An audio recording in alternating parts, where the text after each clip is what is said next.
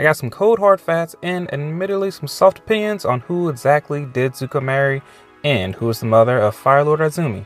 Stay tuned to find out.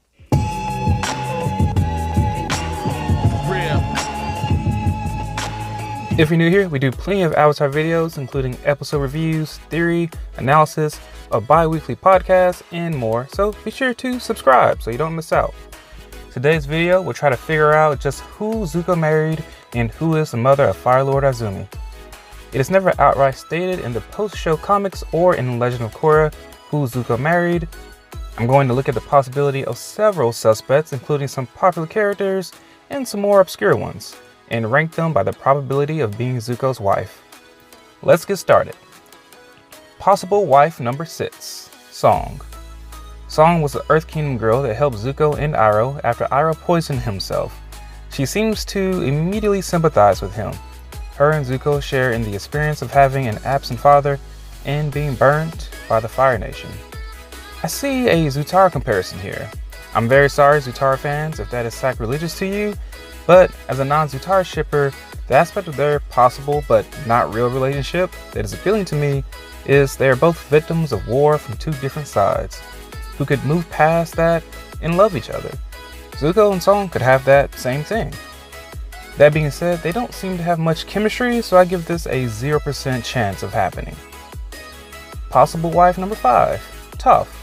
Yeah, no, 0% chance. Toph already has her own baby daddy issues, and if you have questions about that, such as is Sokka Suyin's father, you can watch that video here.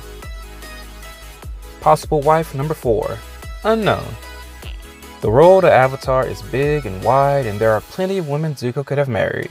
The creators say in Legend of Korra commentary that some members of Team Avatar met and married people beyond their teenage years. But I'm going to put this at a 1% chance. Possible wife number 3, Jin. The next possible wife of Zuko could be another member of the Earth Kingdom. If you recall, Jin lives in Ba Sing Se and would frequently visit Zuko at the tea shop he and Iroh worked at, and tells the Ba Sing Se they even went on a date together. On the date, they go out to dinner and Jin then takes Zuko to her favorite spot in the city, a candlelit fountain, but to her dismay, the candles are not lit. Zuko tells her to close her eyes as he firebends to light the candles, and Jin then opens her eyes in amazement. Although you have to question, how does she not suspect Zuko of being from the Fire Nation after this? I personally like to think she knew, but it didn't matter to her, and she could see past the fact that he was Fire Nation, see past the hatred, war, and bigotry of the Fire Nation, and instead believe in love and faith and forgiveness, and see the scarred boy who just needed to feel that love and forgiveness. Or she's an idiot. Either way, she's happy her candles are lit. She then kisses Zuko and he kisses her back. Then he leaves her in confusion. When he returns home, Iroh asks Zuko how his date went. Zuko replied, "It was nice." I want to take a moment to note that this is probably Zuko's first kiss. I mean, he didn't really have that much experience with girls, I think, before this. So, yeah, good for him. After the war, Zuko and Jin could have met back in Ba Sing Se, as I'm sure Zuko would visit his uncle at his tea shop often. I put Jin's chances of being Zuko's wife at roughly 4%. Possible wife number 2, Suki. What? You may be thinking. How and why in the world was Zuko still Sokka's girlfriend? Well, there are plenty of hints dropped in the comics and Legend of Korra why Suki could end up being Zuko's wifey. Before we theorize how Zuko and Suki could end up together, we need to explore how Sokka and Suki could have split up.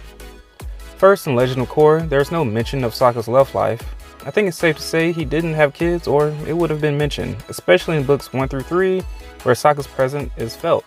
He's seen in flashbacks in book 1, he was chief of the Southern Water Tribe, which was heavily involved in book 2, and in book 3 he is said to have helped stop the Red Lotus from kidnapping Korra. It is also important to note that the world of Avatar is vast, with probably millions of different women Sokka could end up with. As mentioned before, Brian and Mike said not everyone hooked up.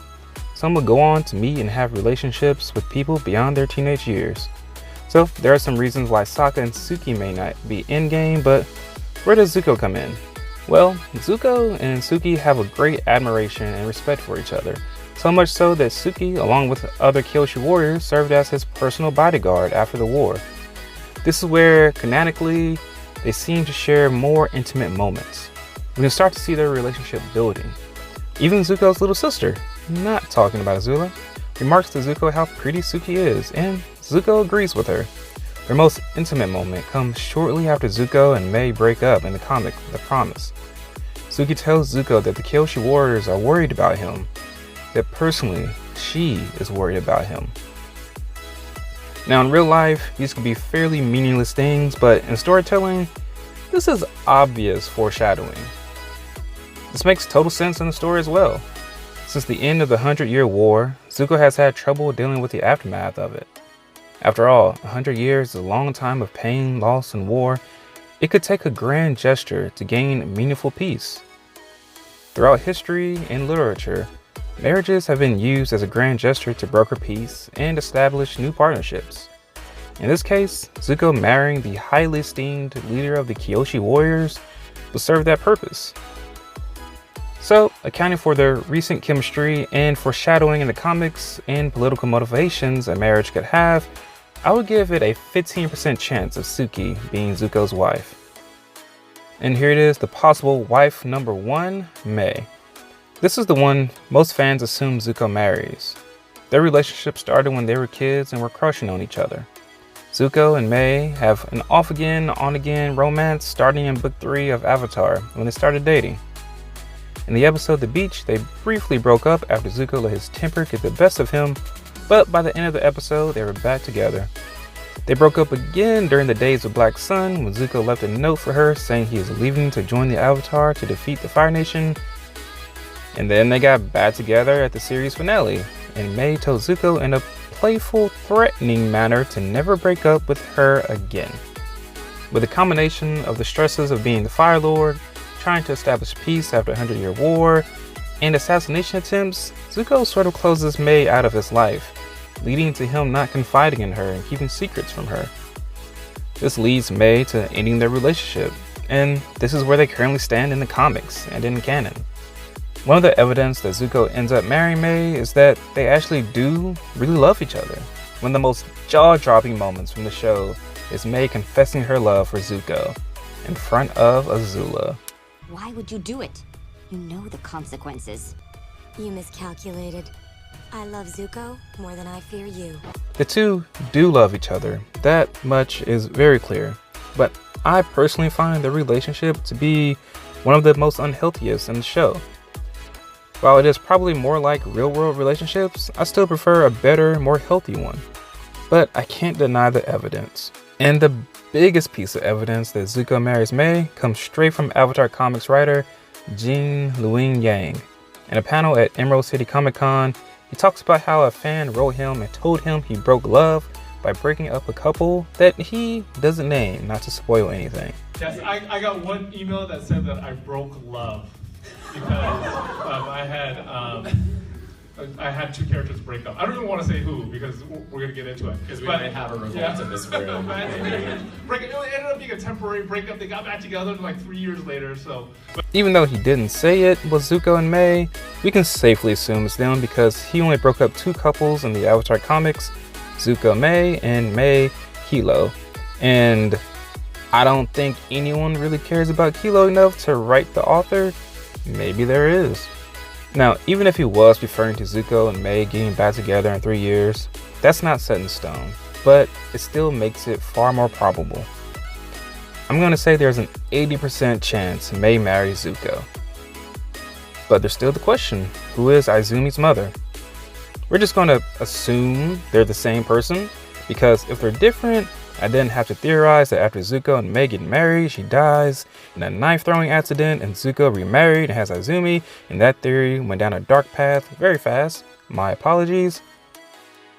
Plus, even though I don't put much weight behind similar physical traits and animation being an indicator that characters are related, Mei and Izumi do look alike.